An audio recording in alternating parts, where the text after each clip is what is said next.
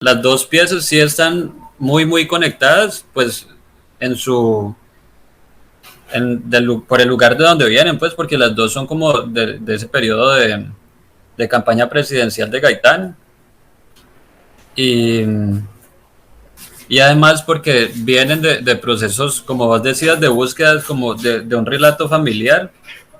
pero mi búsqueda de ese relato familiar era en archivos que no son de mi familia. Eso era un proceso además que yo había empezado antes porque, porque inicialmente estaba era buscando la cara de mi papá, que pues él estaba muy joven para estar en la campaña presidencial de Gaitán, pero a él le tocó el paro del 77 y a mí me empezó a llamar mucho la atención, como en el 2011 que hubo una protesta así, un paro así más o menos masivo. En la casa la abuela y él empezaron a decir como que hace como 40 años no salía tanta gente a las calles y no sé qué, y a mí me resonó pues esa en la cabeza que los dos dijeran 40 años, y yo como que bueno, pero ¿de qué están hablando y por qué 40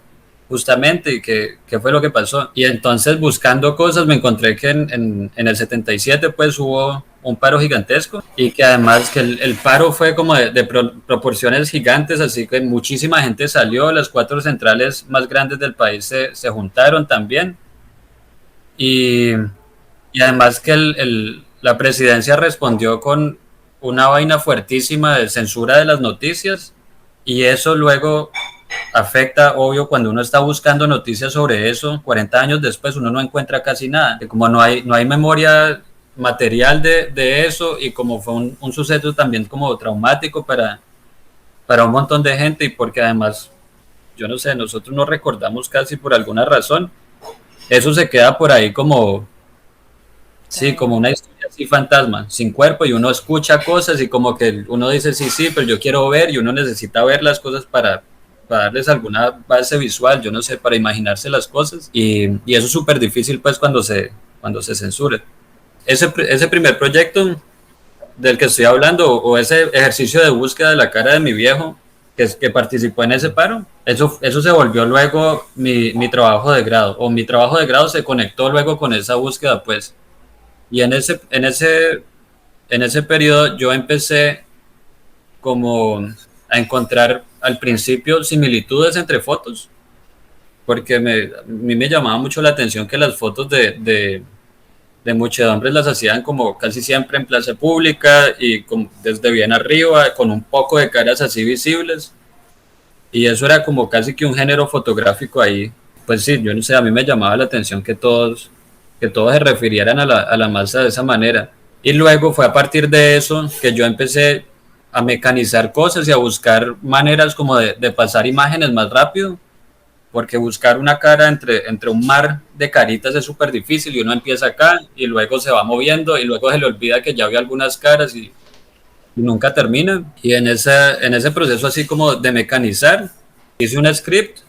pues, para que el computador detectara las caras en las fotos digitalizadas que yo tenía y que él como que contara las caras y yo le diera simplemente play y él me iba pasando como si fueran diapositivas y yo simplemente le daba siguiente, siguiente, siguiente y él me iba mostrando una cara y luego otra cara y luego otra cara y así, porque ya todo estaba bien mecanizado. Y ese script luego se convirtió en Sin Título 2 que también es un script, es un gráfico generativo, un gráfico como que se va calculando así en el tiempo, que reacciona también a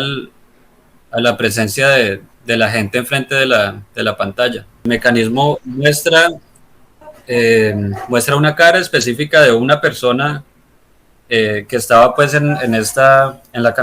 una foto de campaña de Jorge Eliezer Gaitán y cuando te acercas lo suficiente ya para ver, para detallar pues la imagen, el, el software te detecta y empieza, por así decirlo, a superponer caras sobre la cara que ya está ahí. Y al final uno ve una cosa como fantasmagórica, un retrato así borroso y se pierden pues los rasgos específicos de la persona que uno estaba viendo, porque lo que uno ve es un retrato compuesto por todas las caras de la foto, que es como el trabajo pues como que hace fricción ahí entre ese formato de retrato que se supone que muestra pues a un individuo,